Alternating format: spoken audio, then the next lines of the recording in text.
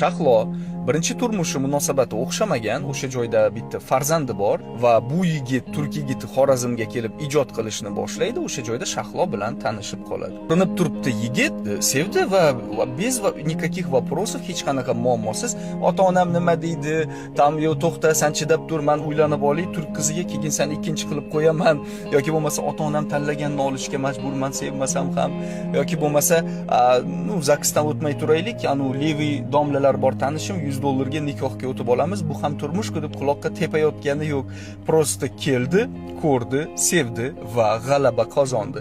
Hattoki Turkiyaga borib, o'sha Shahloni Turkiyaga olib borib, Turkiya birinchi O'zbekiston udumlarida bu yerda, ana endi Turkiyaga borib, ota-onasi qarindosh urug'ini oldida, o'sha joyda Turkiya udumlari bo'yicha, an'analari bo'yicha hamma bazmlari bo'lyapti. Haqiqiy erkak kim deb so'raysizmi? Haqiqiy